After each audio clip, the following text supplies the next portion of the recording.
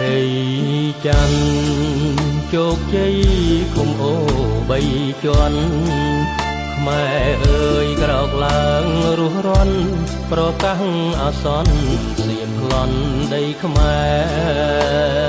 រពាត់លួងបន្លាចំការដីស្រែអូស្ទឹងដីគេចៅសៀមបងវ៉ា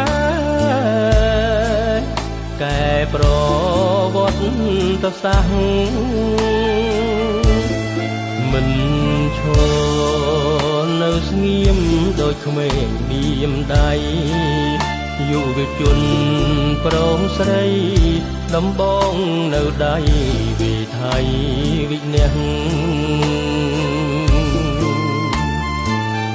កុំថា